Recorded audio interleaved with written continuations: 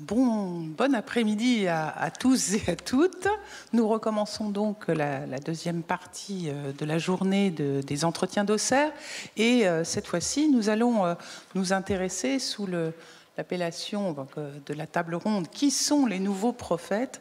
Nous allons nous intéresser à la place de la prophétie, bien sûr, qu'elle soit religieuse ou politique.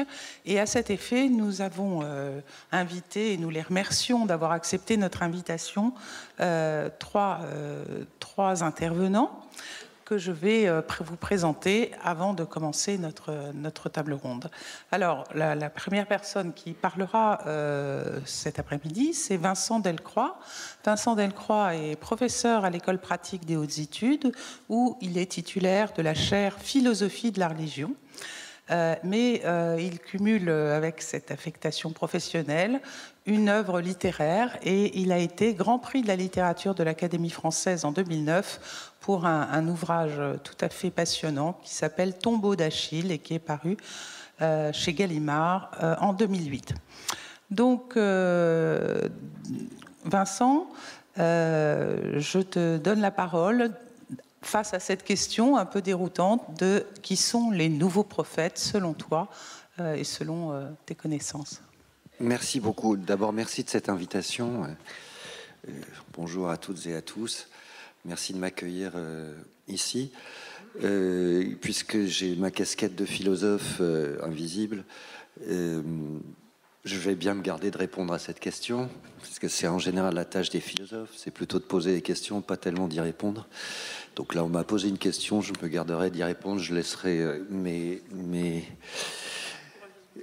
collègues intervenants tâcher d'y répondre. Moi, je vais essayer simplement de réfléchir un tout petit peu à cette question et les raisons pour lesquelles elle peut se poser,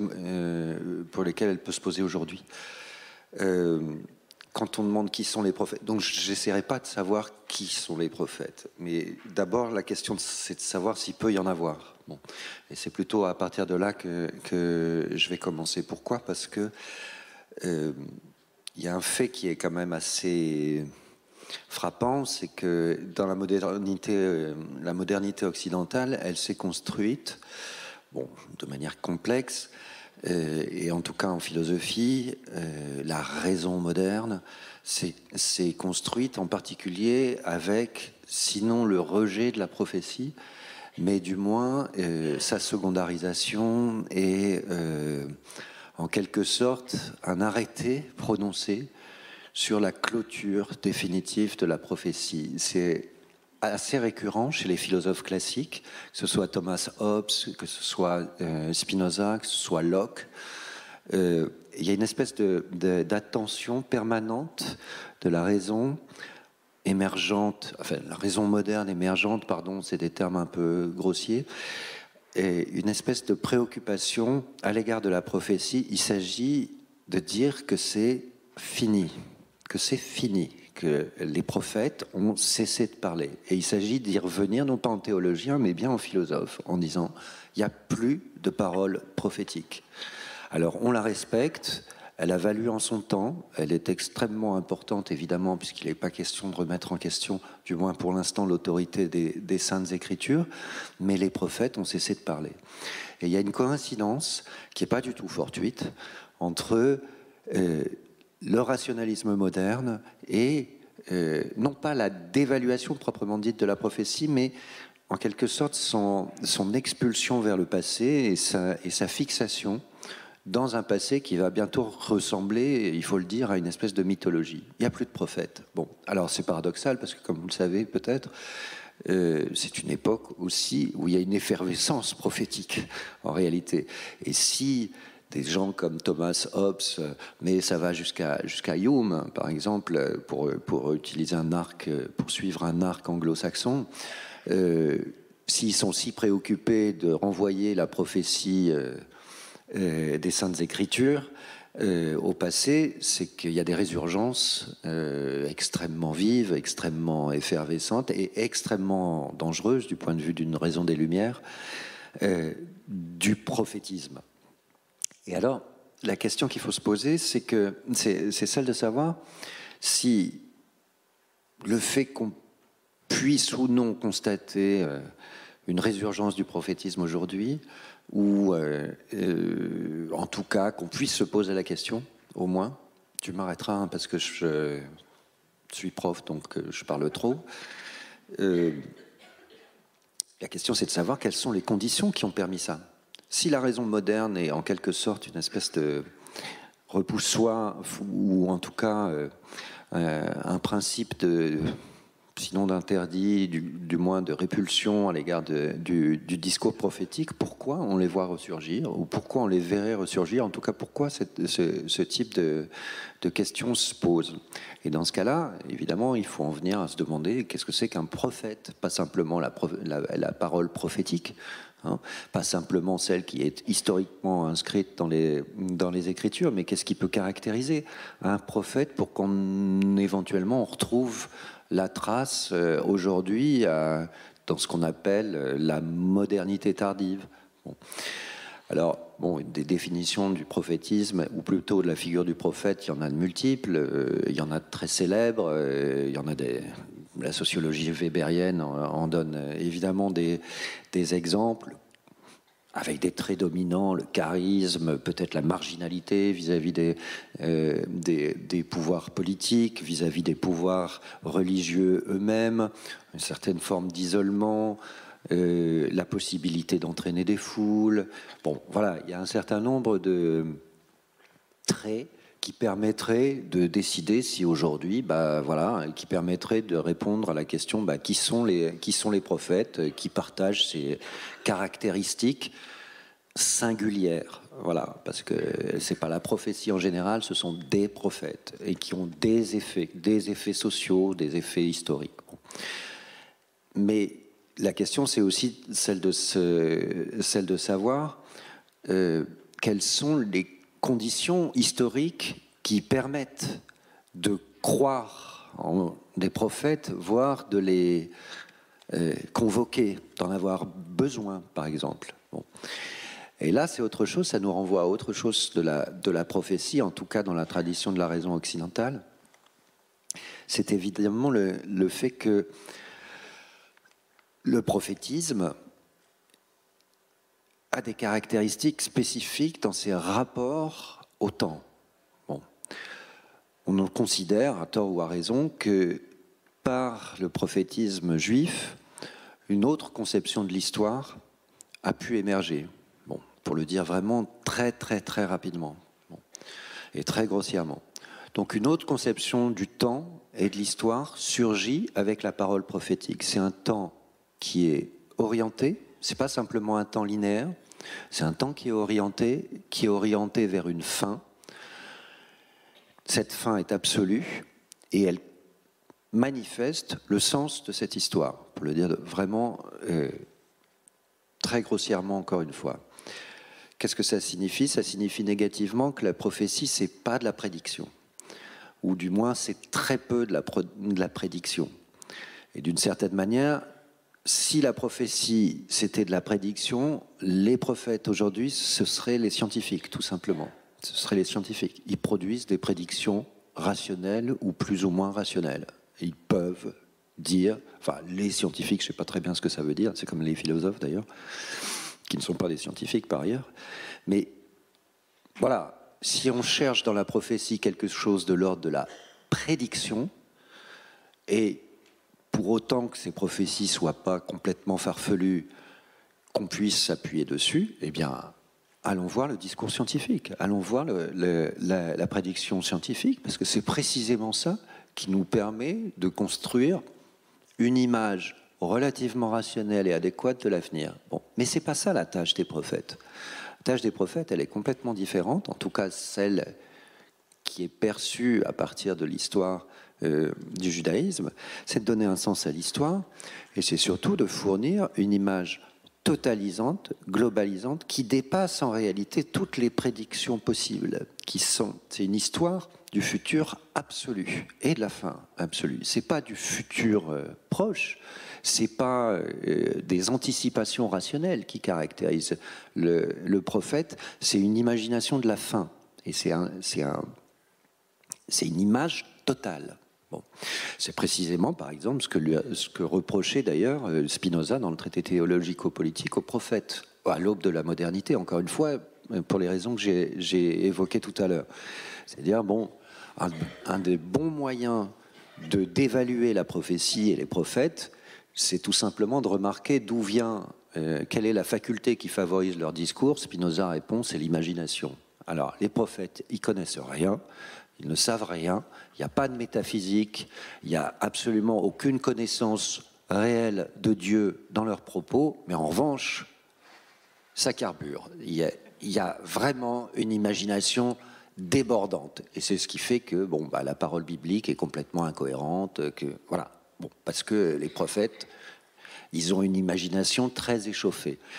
Et en réalité, ce qui vaut comme un critère de discrimination pour Spinoza, pour la modernité, on comprend très bien pourquoi.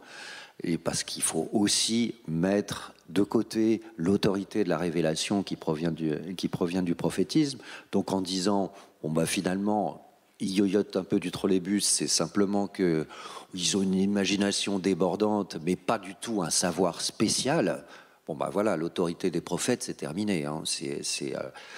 Sauf que cette autorité, elle peut avoir une certaine légitimité quand il s'agit d'entraîner les foules vers la voie droite. Bon, et là, l'imagination est peut-être éventuellement, chez Spinoza c'est très très relatif, mais elle peut avoir éventuellement un effet social. C'est-à-dire que si les croyants ne sont pas susceptibles ou pas capables d'utiliser correctement leur entendement, il leur restera toujours les prophètes pour leur dire qu'il faut aimer leur prochain. Grosso modo, c'est ça. Parce que la philosophie arrive au même bout. Et je sens que moi, j'arrive au bout du temps. Oui, bon. Alors, pas au bout du temps, mais peut-être au bout d'un raisonnement qui me permet d'introduire notre deuxième intervenant, Jean-Pierre Bastian, qui est professeur émérite en sociologie des religions à la faculté de théologie protestante de l'Université de Strasbourg et qui est un grand spécialiste de ce mouvement effervescent et peut-être prophétique qu'est le pentecôtisme, qu'il a étudié de manière tout à fait précise, en particulier en Amérique latine, mais pas seulement. Justement, donc la question que j'aimerais vous poser, Jean-Pierre Bastian, c'est est-ce que le prophétisme associé dans l'imaginaire social au pentecôtisme, est-ce que ce prophétisme, il a des effets théologiques et aussi des effets politiques, comme ce que laissait entendre Vincent à la fin de son propos, que les prophètes seraient mus par une imagination débordante, mais qu'ils auraient aussi une capacité à mobiliser les foules, et donc évidemment dans un projet religieux, mais qui peut prendre des aspects politiques. Voilà. Merci. Merci pour l'invitation également. À participer à une table ronde tout à fait passionnante et une question métaphysique. Qu'est-ce qu'un prophète? Mais donc, les temps qui courent, évidemment, nous montrent que nous sommes dans un temps de crise, et les crises diverses, multifacétiques, favorables à l'explosion, je dirais, des prophètes, qui sont précisément là comme les interprètes des temps pénultimes. Le prophète est d'ailleurs moins un être extraordinaire qu'un être d'une situation extraordinaire.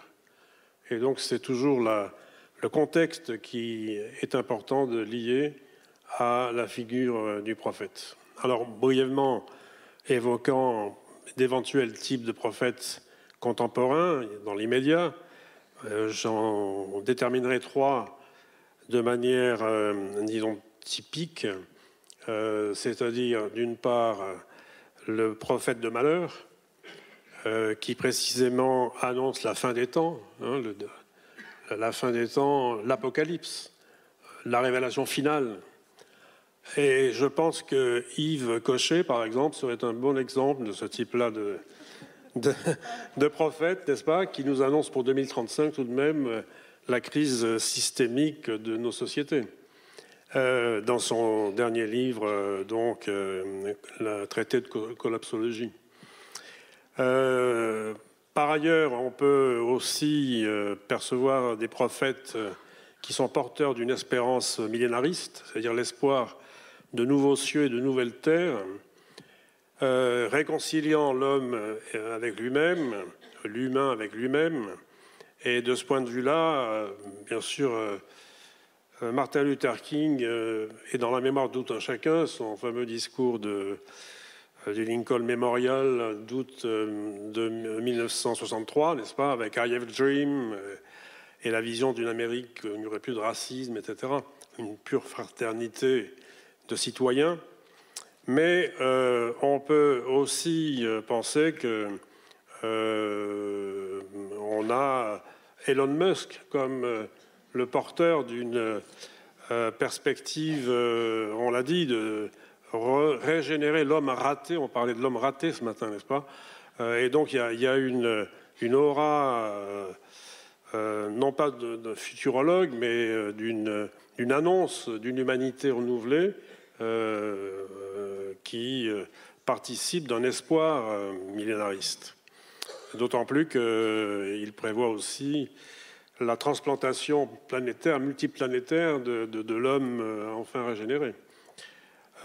Troisième exemple aussi d'un prophétisme, d'un autoprophétisme ou d'une autodéfinition de soi-même comme prophète, c'est celle de notre ami Gilles Kepel. Dans son dernier livre qui s'intitule quand même pas de manière non pas anecdotique du tout, Prophète en son pays, où il retrace sa carrière en essayant de montrer que précisément il a été avant tout le monde le meilleur interprète de la réalité des temps derniers, l'islamisation de la France d'un côté, la radicalisation de l'islam politique de l'autre au Moyen-Orient. Donc voilà trois manières peut-être de présenter ce que devrait englober une discussion. Mais si vous me permettez d'entrer un peu plus en matière et de vous proposer une grille analytique, une grille de lecture analytique qui reprenne justement la sociologie weberienne, entre autres, comme instrument de compréhension. Je vous en remets à l'article fameux de Pierre Bourdieu en 1971, Genèse et structure du champ religieux. Donc je pense que la figure du prophète, d'un point de vue sociologique, il faut l'aborder d'abord à partir d'une compréhension de ce qu'est le champ religieux. Pour Bourdieu, le champ religieux, c'est une configuration de relations objectives entre agents investis dans un espace de production, reproduction, distribution des biens symboliques de salut, c'est-à-dire les rites, les croyances, les discours qui ont à voir avec le religieux. Et donc, cette définition du champ religieux engage des acteurs qui s'investissent en concurrence les uns avec les autres. Et l'intérêt de l'analyse de Bourdieu, c'est qu'elle met l'accent non pas sur l'unicité ou la particularité extraordinaire d'un seul individu, on vient d'en énoncer quelques-uns, mais de mettre en relation. C'est le caractère relationnel de l'analyse des figures idéales typiques des prophètes, du prophète, du prêtre et du sorcier chaman. Donc ces trois acteurs du champ religieux sont en rapport les uns avec les autres et le prophète doit être lu au travers de ces rapports antagoniques, en particulier avec le prêtre qui est un fonctionnaire du sacré, qui est un individu qui est standardisé en quelque sorte, interchangeable d'ailleurs dans ses fonctions, éduqué de manière identique par l'organisation bureaucratique qui l'emploie.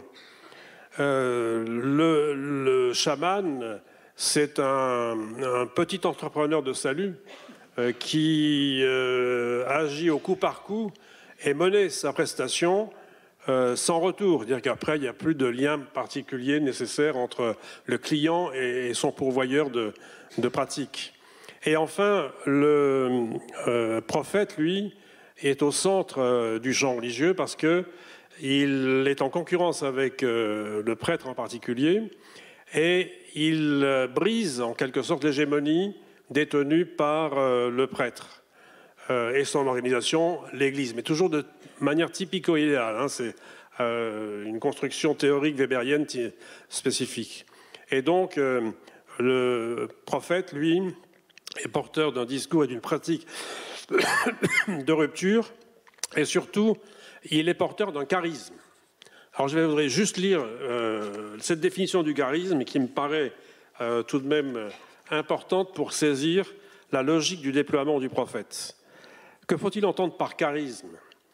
Il faut préciser ce que Weber entend par là, la qualité insolite d'une personne qui semble faire preuve d'un pouvoir surnaturel, surhumain, ou du moins inaccoutumé, de sorte qu'il apparaît comme un être providentiel, exemplaire ou hors du commun, et pour cette raison groupe autour de lui des disciples et des partisans. Certes, le comportement charismatique n'est pas propre à la sphère religieuse. On le retrouve dans le domaine politique, artistique et moral. Mais toute domination charismatique implique l'abandon des hommes à la personne du chef qui se croit appelé à accomplir une mission. Son fondement est donc émotionnel, et on l'a bien souligné tout à l'heure, et non rationnel, n'est-ce pas ? Du fait que toute la force d'une telle activité repose sur la confiance, le plus souvent aveugle, en l'absence de tout contrôle et le plus souvent de toute critique. Surtout, le charisme implique la rupture d'une continuité, qu'elle soit légale ou traditionnelle. Ce principe de rupture est central, évidemment, et du coup, je n'ai pas répondu encore à votre question, parce que ce n'est qu'à partir de là qu'on peut réfléchir à qui sont les prophètes contemporains et avancer l'hypothèse que la plupart des prophètes relèvent du mouvement pentecôtiste. Mais ça, je devrais l'expliquer pourquoi, et je n'ai pas le temps, je pense, maintenant. Peut-être que ça pourra rebondir autour de la transposition de la compréhension théorique du prophète à la réalité sociopolitique des contextes où il se déploie. Très bien, bah, écoutez, tout à fait, ce sera la deuxième question, voilà. Donc très bien. Et donc je me tourne maintenant vers notre troisième intervenant, dont Lun Zhang, qui est professeur d'université à l'université de Cergy, Paris Université, qui est responsable d'un programme à la Maison des sciences de l'homme à Paris sur le monde chinois, et qui est aussi directeur de la collection Asie des éditions de la MSH. Donc, et voilà. Alors, la question que je voudrais vous poser, Lun Zhang, après qu'on en ait discuté, c'est, voilà, on a déjà montré à travers le propos de Vincent Delcroix que le prophétisme pouvait être politique, et vous l'avez, Jean-Pierre Bastian, l'a encore appuyé à travers cette typologie de Max Weber, qui précise encore ce pouvoir du prophète et ce charisme qui n'est pas forcément religieux, même s'il prend parfois des formes, et très souvent même des formes religieuses. Et donc, vous êtes spécialiste de la vie politique chinoise. Est-ce qu'il y a des prophètes en Chine? Voilà. Allô, ça va? Bon. Bon, d'abord, il faut que je remercie l'organisatrice de présenter cette séance. L'organisatrice m'ont invité pour participer à cette table ronde. Je dois dire qu'une chose, hein, on m'a invité, on m'a demandé d'aborder ce thème.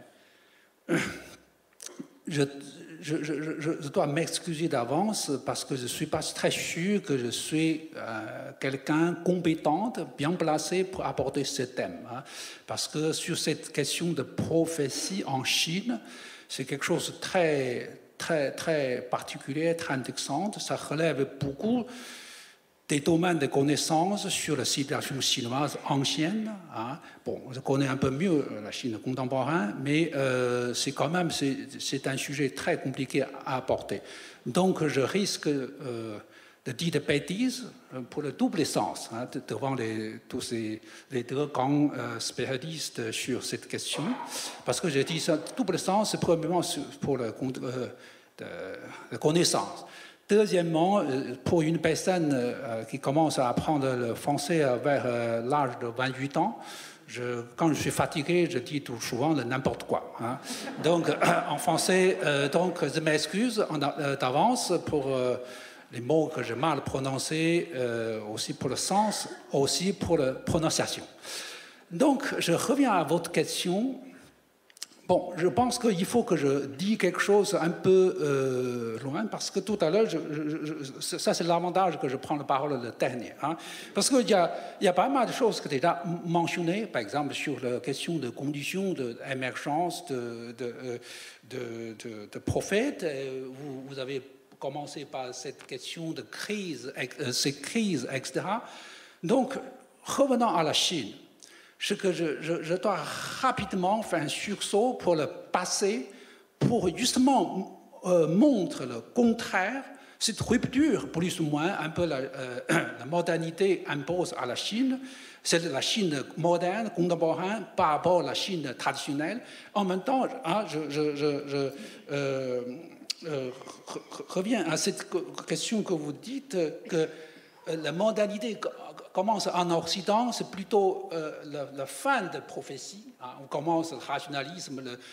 Mais au contraire, si j'ose dire, en Chine, si on peut parler quelque chose qui ressemble à la prophétie occidentale, judaïsme chrétien, judo-chrétienne, c'est ce phénomène que, au moins de ma part, je pense que c'est plutôt, à l'époque moderne, il y a certaines choses qui ressemblent. C'est quelque chose, au contraire, c'est que la modernité en Chine ne présuppose pas une fin de... D'ailleurs, il n'y a pas d'une tradition forte de prophétie en Chine. Dans toutes les cultures, je pense que dans toutes les civilisations, il y a cette dimension de prophétie. Mais en Chine, pour cette culture, cette civilisation, dont le confucianisme est dominante, au moins pour cette culture dominante d'élite, la prophétie, c'est une tradition relativement très faible. C'est plutôt, au contraire, en parallèle, existe une autre tradition, ce sont des traditions populaires. À la marge de la société, cette religion populaire, dont il y a de fortes dimensions prophétiques, et au moment où la vie est relativement se passe bien, il n'y a pas de problème. Au moment, vers la fin d'une dynastie, la crise arrive, inégalité sociale, corruption, tout ça. Et au moment, le soulèvement paysan commence. Je pense que ça, on peut comparer certaines traditions chrétiennes en Europe, mais simplement dans la tradition chrétienne, en haut, en bas, chacun peut tirer de la même corpus, même trône. Mais en Chine, c'est plutôt deux choses différentes. En haut, c'est une autre chose, en bas. Voilà. Donc, c'est presque cyclique, ça se produit ce genre de phénomène. Mais à l'époque moderne, on assiste plutôt à un phénomène indexant de nouvelles prophéties. Et sous cette fois-là, c'est à la fois combiner certains éléments de religions traditionnelles populaires et en même temps commence l'influence des chrétiens. Par exemple, des années 60, 50, 60 du 19e siècle, le premier camp de soulèvement paysan moderne, c'est un mouvement qui s'appelle le royaume céleste pacifique, dont le chef, c'est un petit lettré raté et qui a inspiré de certaines idées chrétiennes, dont le missionnaire a passé à Hangang, son pays natal, à Guangdong. Donc, il se prétend comme un frère de Jésus. Et donc, il a lancé ce grand mouvement, ravasé la Chine, au moins du sud, pendant presque 2 décennies, des dizaines de millions de morts. Okay? Il a baptisé un régime préfigure le régime de Mao 80 ans après. Donc, et le Mao, c'est en préparant cette table ronde que je me rappelle une chanson, peut-être pour les gens ici, un peu âgés, surtout pour les gens, tout à l'heure j'ai entendu, on parlait de 68 ans, ok? Surtout pour les gens, certains sympathisants de Mao, je ne prononçais pas un mot l'instant, et beaucoup de gens qui savent même chanter cette chanson qui s'appelle L'Orient Rouge. Je ne sais pas que vous avez entendu. Bon. Et j'aimerais bien, s'il y a très court, hein, quelques paroles, j'aimerais bien. Vous voyez à quel point c'est très prophétique. Okay? L'Orient est rouge, le soleil se lève. La Chine a vu naître Mao Zedong. Okay? Il œuvre pour le bonheur du peuple. Vous voyez, chaque mot il y a un sens très. Hein? Hurrah, hein? Il est le camp étoile sauvant le peuple. Le président Mao aime le peuple. Il est notre guide pour créer une Chine nouvelle. Hurrah, il nous montre la voie de l'avenir. Le Parti communiste est comme le soleil, son éclat apporte partout la lumière. Là où il y a le Parti communiste, hurrah, le peuple obtient la libération.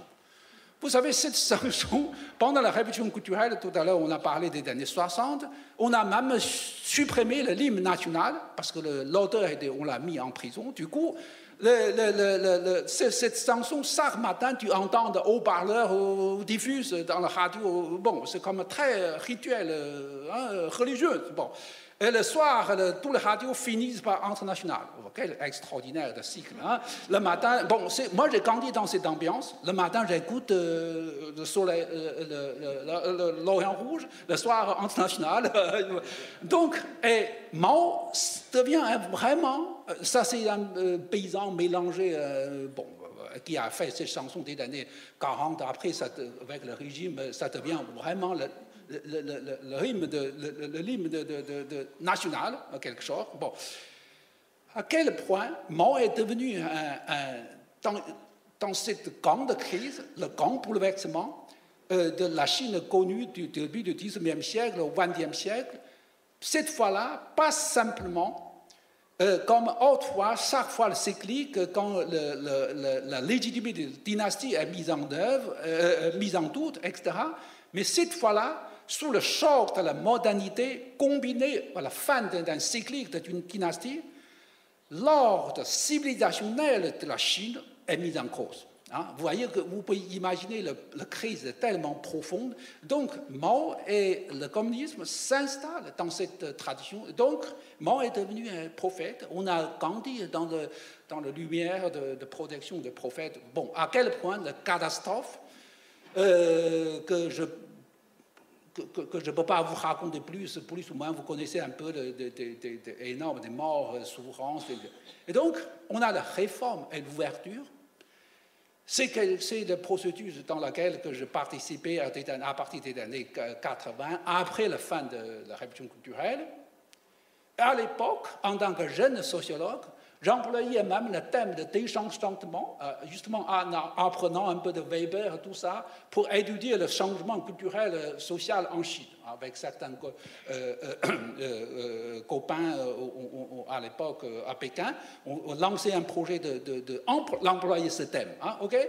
Mais c'est vrai, on a vraiment cette culte de prophète décompose. Après, on a ce processus de sécularisation à la chinoise. D'accord? On a commencé à faire la réforme, reconnaître chaque personne de ces trois, aussi la vie séculière, la vie ordinaire, sa légitimité. C'est ça, c'est la philosophie de la modernisation, c'est ça, c'est la philosophie de réforme-ouverture.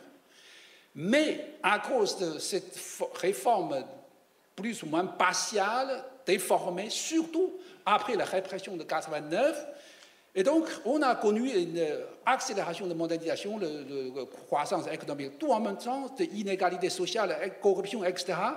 Du coup, ça prépare le terrain, psychologiquement parlant, hein, socialement parlant. Et certaines psychologies-là, soit retournent à une culte de Mao, c'est certaines couches de population qui n'ont pas réussi à attraper cette vague, ce train de modernisation, en même temps. Et pour l'avenir, comment on résout toutes ces crises profondes de moralité, etc. Donc, Xi Jinping arrive. Xi arrive depuis 10 ans, c'est dans ce contexte-là. Bon, Je rentre pas dans le détail politique. Maintenant, c'est un sujet d'actualité. Hier, il a rencontré Biden en Amérique, tout ça. Donc, et c'est dans ce contexte-là, c'est depuis des années que je dis une chose. Cette réforme de la Chine, ouverture de la Chine, c'est une libéralisation partielle. Donc, c'est une réforme dans laquelle que les citoyens n'ont que les droits en partie. Donc, c'est ça l'origine de beaucoup de maux, beaucoup de problèmes de cette réforme, malgré la réussite d'une partie. Maintenant, pour résoudre ces problèmes, soit on monte en crème avec une réforme de version 2.0 ou version 3.0, c'est-à-dire ouvrir le champ de plus de liberté aux citoyens, avoir le sens de liberté, etc. Je finis. Soit, je vais finir tout de suite, soit une autre manière de résoudre le problème engendré par cette réforme partielle, c'est-à-dire on retourne en arrière avec les méthodes Dai. C'est le cas choisi par Xi Jinping. Donc, depuis un certain temps, on a entendu sans cesse le régime fait éloge Xi comme un nouveau prophète. C'est pas la mienne, hein? Bon, le discours sans cesse, on fait de Xi comme un grand leader qui prévoit l'avenir de l'humanité, prévoit la Chine, c'est lui qui l'a sauvé du parti, du pays, etc. On n'a que ça. Depuis quelques années, c'est un nouveau mot qu'on est en train de faire. Et dedans, il y a beaucoup de discours messianiques, disons que c'est lui qui a donné une interprétation, pas simplement pour la Chine, et aussi d'une certaine manière maintenant, en prenant compte la place de la Chine, en train de donner une bonne orientation pour l'humanité, etc. C'est une question, moi je pense que c'est justement lié à cette dimension, peut-être on a temps d'apporter ça, cette tentative néo-totalitaire en Chine, ensemble. Voilà. Bon, je m'arrête pour l'instant comme ça. Merci. Merci beaucoup. Donc là, on a affaire à un prophétisme politique. Hein. Vincent, à la suite de ce que tu nous as dit, est-ce que la philosophie peut nous permettre de distinguer entre le vrai, le faux prophète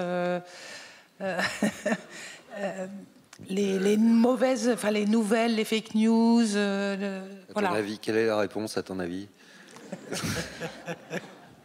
Mais bien sûr que non. Non, c'est pas la philosophie qui pourra. Non, enfin si.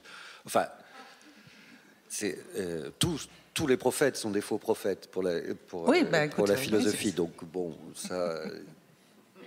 Voilà, une fois que c'est dit. Mais en revanche. Discriminer parmi des discours, oui, ça c'est effectivement c'est une des vocations de la philosophie critique actuelle. Bon. Mais encore une fois, et moi je suis très sensible à ce qui vient d'être dit de part et d'autre, c'est-à-dire que cette parole prophétique dont il faudrait justement peser les mots et la vocation, elle ne surgit pas de nulle part. C'est un contexte de crise, c'est une représentation de la fin des temps. Bon, pour le dire de manière la plus vague possible, c'est-à-dire la fin d'un cycle, la fin d'un temps, d'une époque, d'une ère, voire la fin de tous les temps, voire la fin de la planète, etc. C'est un discours de la fin, le prophétisme. Et c'est un discours qui ne peut se développer que parce qu'il y a une vision de la fin. Bon. Alors, ça peut avoir des effets extrêmement ambivalents, Je pense à une... alors, on a évoqué justement la collapsologie tout à l'heure. Bon. Non, je ne vais pas revenir là-dessus, je vais m'énerver. Mais il y a une version philosophique plus intéressante que la collapsologie, ce qu'on a appelé le catastrophisme, ce que Jean-Pierre Dupuy appelle le catastrophisme éclairé. Et il prend... Je vais juste vous donner un exemple. Alors, c'est une conception assez curieuse du temps et de la logique de l'action. Mais pour le faire rapidement, donc faussement, c'est si vous vous persuadez ou si vous affirmez que la catastrophe est certaine, c'est-à-dire qu'il n'y a rien à faire, de toute façon, elle se produira, alors paradoxalement, ça vous donne les moyens de l'action pour la changer. Bon. Voilà, bon, je ne vais pas rentrer dans le détail parce que sinon on y est encore au réveillon. Mais cette idée que la parole est susceptible de provoquer un changement, qu'elle est performative en fait, de provoquer un changement des événements qui sont eux-mêmes prédits. Il y a un modèle biblique pour ça, qui est très amusant, c'est le prophète Jonas. C'est-à-dire que c'est pour ça qu'il ne veut pas prophétiser, justement. Le prophète Jonas, vous savez, celui qui finit dans le ventre de la baleine, enfin, il n'y finit pas, hein, parce qu'il y reste... Ouais, il en ressort quand même. Mais il est convoqué par le Très-Haut, qui lui demande de prophétiser la destruction de Ninive. Bon. Et le prophète, il veut pas... Enfin, en général, c'est souvent le cas du prophétisme juif, c'est que précisément, ils ne veulent pas prophétiser. Bon, ça, il faudrait revenir là-dessus. C'est un grand contraste avec les nouveaux prophètes d'aujourd'hui. C'est qu'eux, en revanche, ils ont très envie de prophétiser. En général, les vrais prophètes, ils ont envie. Bon, parce que c'est une charge trop lourde. Bon. Mais là, en l'occurrence, Jonas, il a vraiment pas envie de prophétiser, d'autant plus qu'il soupçonne que cette prophétie est susceptible de s'autodétruire. Et c'est exactement ce qui se fait. C'est-à-dire qu'en prophétisant la destruction de Ninive, il pousse les habitants de Ninive à s'amender, et donc Ninive ne sera pas détruite. Vous comprenez, la prophétie, elle fonctionne complètement à l'envers. Dieu dit, je vais détruire Ninive. Tu vas dire au peuple des Ninivites que leurs jours sont comptés. Et ce n'est pas une ruse, c'est que c'est absolument nécessaire. Ninive sera détruite. Et Jonas prédit la destruction, et c'est en prédisant la destruction qu'il l'empêche. Voilà. Il faudrait comprendre aussi certaines formes du discours prophétique de cette manière-là. Merci de cet très bel exemple et qui évidemment un peu les paradoxes des conséquences, qui a une portée un peu contradictoire, au premier abord. Jean-Pierre Bastian, est-ce que vous voulez nous en dire un peu plus sur les succès de cette prophétie pentecôtiste, à la fois dans son berceau aux États-Unis, et puis comment elle s'est répandue et comment elle attire finalement tellement de personnes? Oui, en vous écoutant, là, je prends conscience qu'au fond, il y a deux types de prophétisme qu'on pourrait caractériser comme un prophétisme d'en haut, Mao, etc., et un prophétisme d'en bas, celui dont je évoquais la trajectoire, le pentecôtisme. Le pentecôtisme est un mouvement religieux qui surgit au tout début du XXe siècle, mais qui prend son essor dans la deuxième moitié du XXe, réellement aux périphéries de l'Occident, dans les banlieues les plus paupérisées de ce qu'on appelle aujourd'hui le Global South et qu'on appelait le tiers-monde. Et ces mouvements religieux, donc, ont eu un rôle essentiel dans la restructuration des masses marginalisées et paupérisées qui, fuyant les campagnes, se retrouvant dans des conditions qu'on peut appeler d'anomie sociale, ayant perdu tous les repères traditionnels qui les encadraient, ont trouvé dans le pentecôtisme et dans la prophétie du leader dirigeant de la secte pentecôtiste un espace de restructuration communautaire à même de leur assurer fraternité, protection et les échanges traditionnels qu'ils vivaient dans la religion populaire antérieure, mais sous la forme d'un mouvement enthousiaste, issu donc des traditions américaines, mais d'une telle plasticité qu'il s'est en quelque sorte adapté aux traditions locales tout en étant alimentés par le fondamentalisme biblique, etc. Donc, paradoxe des conséquences. Hein. Les prophètes parlent pas forcément dans le désert, et il se passe autre chose. Se créent des mouvements religieux dans des sociétés non sécularisées, d'Afrique, d'Amérique latine, même d'Asie dans certains contextes. Il y a même des pentecôtistes donc en Chine. Hein. On les méconnaît parce que la recherche est difficile et puis c'est des mouvements clandestins. Mais il y a aussi ces mouvements-là qui, sans doute, participent d'une même logique de la reconstruction communautaire ou éventuellement communautariste de secteurs sociaux qui ont été déplacés dans une Chine donc, où on voit bien la démographie galopante expulser des millions de paysans vers les banlieues urbaines. Donc c'est un phénomène qu'on retrouve un peu partout. Maintenant, quand même, la question qui me paraissait intéressante, c'est de savoir est-ce qu'il y a des espaces allergiques aux prophètes et donc allergiques à ces petits prophètes surgis d'en bas, de l'analphabétisme, de situations sociales assez catastrophiques, et dans la violence surtout. La violence urbaine, on connaît le deal, la drogue, enfin tout ça, on commence à connaître ça assez bien en Europe, mais c'est le quotidien au Brésil, par exemple, dans les métropoles brésiliennes, n'est-ce pas ? Et la prostitution aussi comme élément d'oppression et de violence sociale à l'égard des femmes. Donc beaucoup de femmes se convertissent, suivent un prophète pour rechercher justement une certaine protection dans un milieu excessivement agressif à leur égard.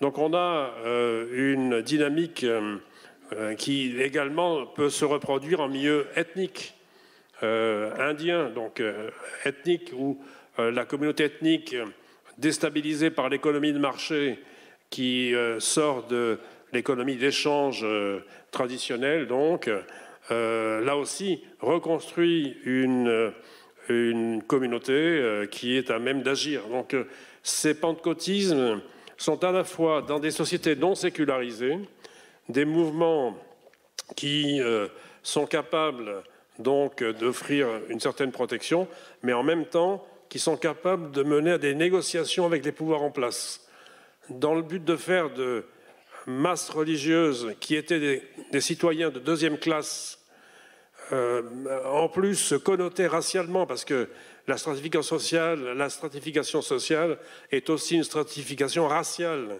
en Afrique, en Amérique latine, peut-être en Asie aussi, etc. Et donc, ces dominés, en quelque sorte, trouvent au travers du prophète un élément de rédemption. Hein. Et là, on peut s'interroger sur toute la tradition biblique que vous évoquiez, hein. Mais il y a ce mouvement, et au fond, ces pentecôtismes relisent la Bible de manière fondamentaliste à la lettre, n'est-ce pas ?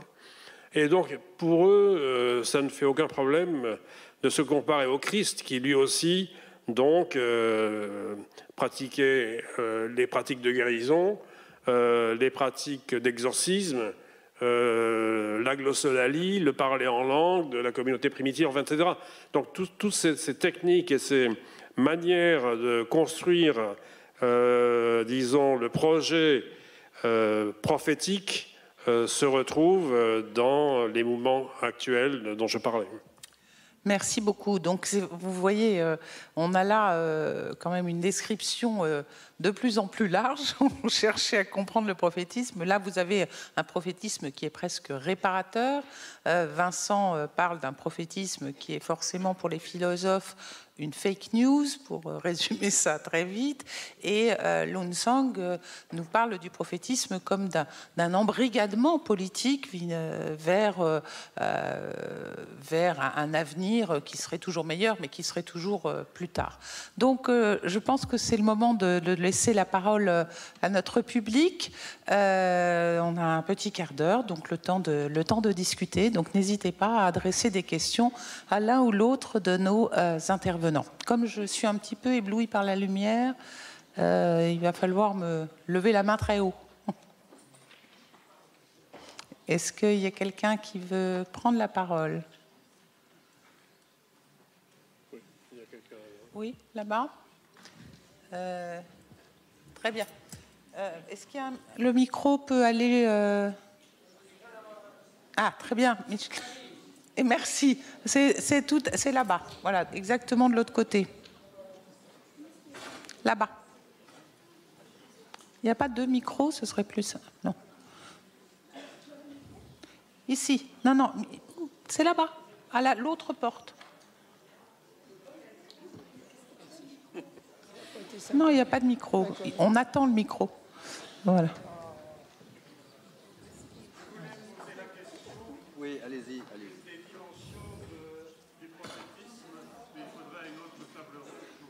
Attendez. Le micro arrive. Le micro arrive. Oui, voilà, il y a deux micros maintenant. Très bien.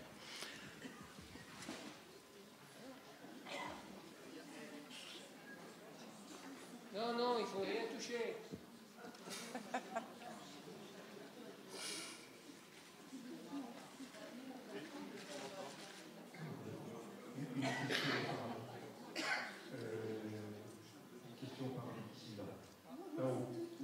Alors peut-être la question là-haut en attendant que les problèmes de micro arrivent. Il va celui-là? Oui. Je vous remercie d'avoir évoqué Elon Musk, les tapis et également Mao.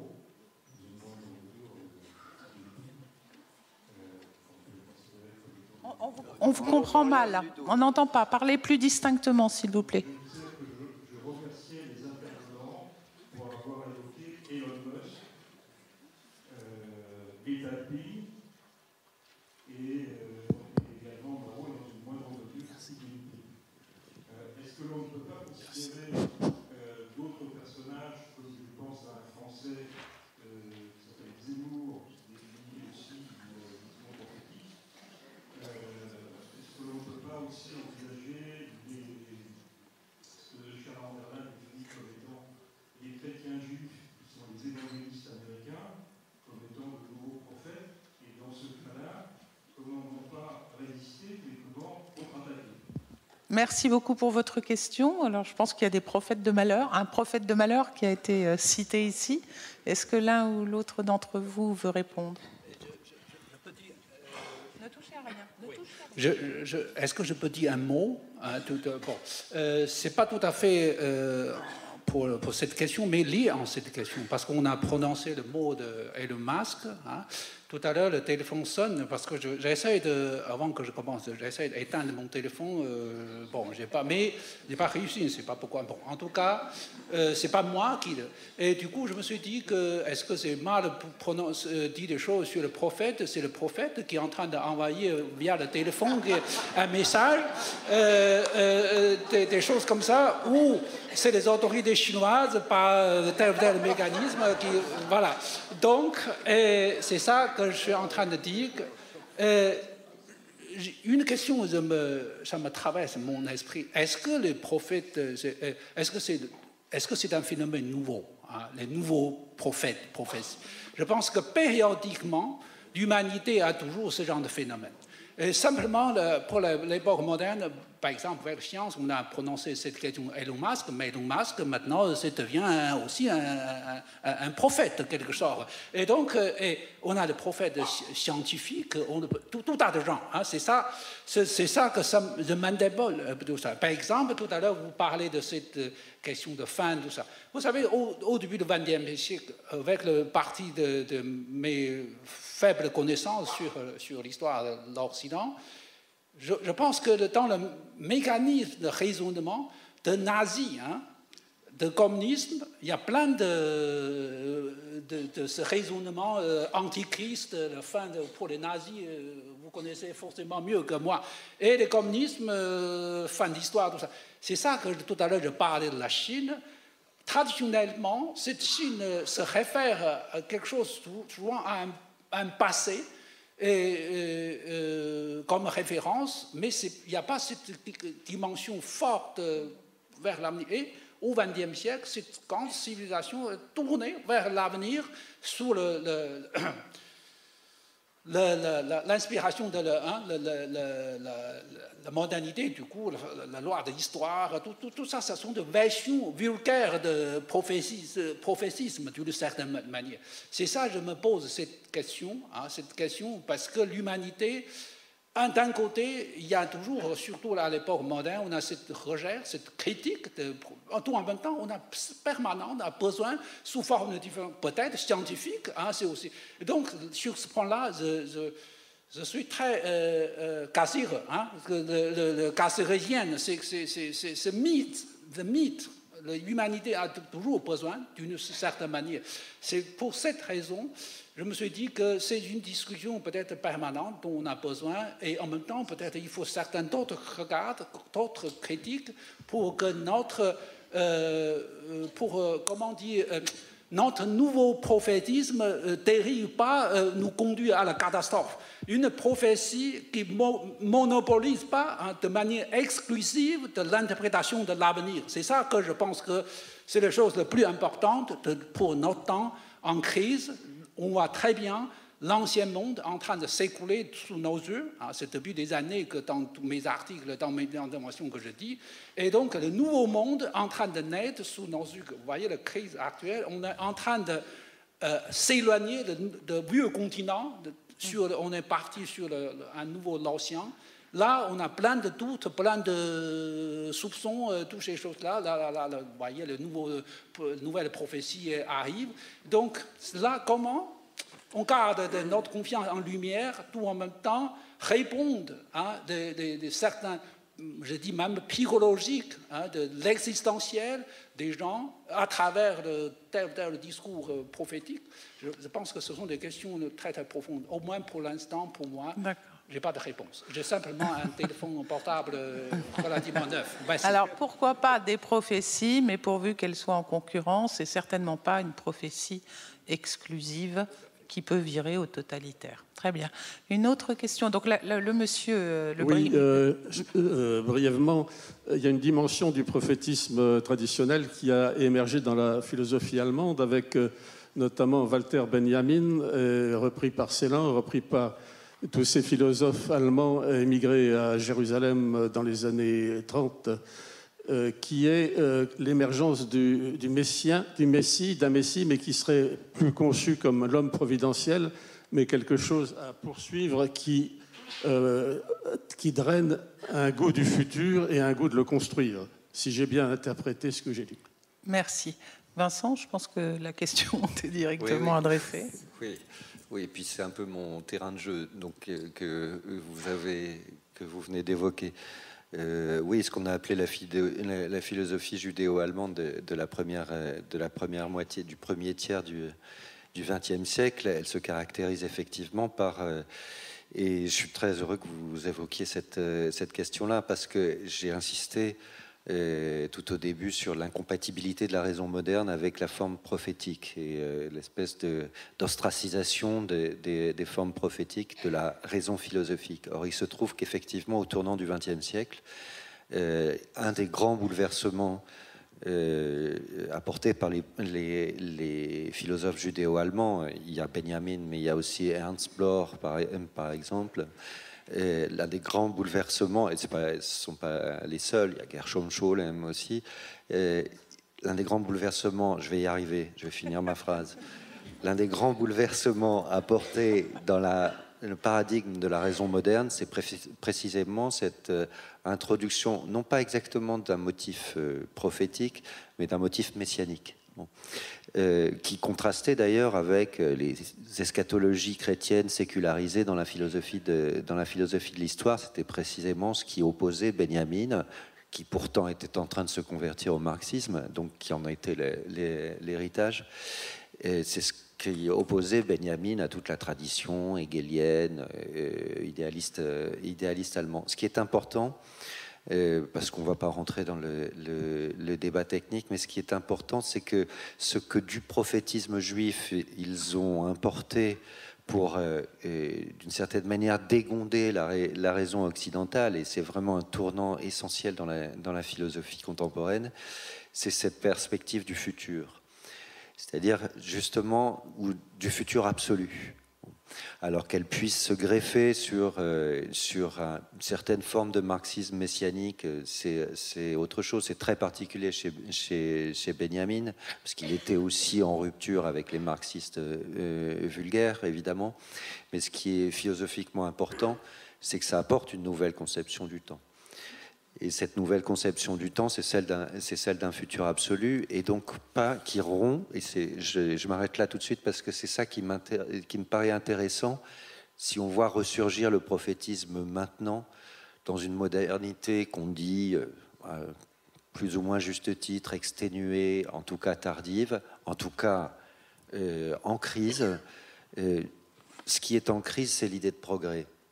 C'est manifestement l'idée de progrès. Ce qui s'abîme de la raison moderne, ça fait un bout de temps quand même, hein, depuis la deuxième moitié du XXe siècle, bon, l'idée de progrès en a pris un sacré coup. Mais si l'idée de progrès s'effondre, alors, c'est-à-dire l'idée d'un progrès indéfini, d'une histoire linéaire, infinie, sans fin, justement, qu'est-ce qui ressurgit alors?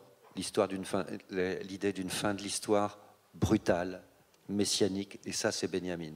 C'est-à-dire le Messie arrive quand il veut, on ne sait ni le jour ni l'heure, il arrive comme un voleur dans la nuit, ça c'est plutôt chrétien que juif en l'occurrence, mais il tombe comme une pierre sur l'histoire.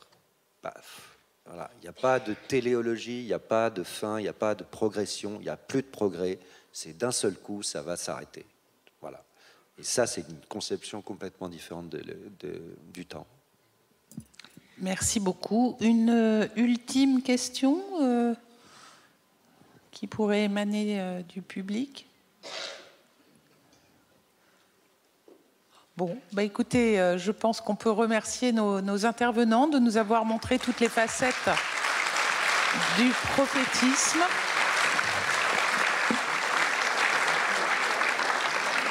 Nous avons une petite pause.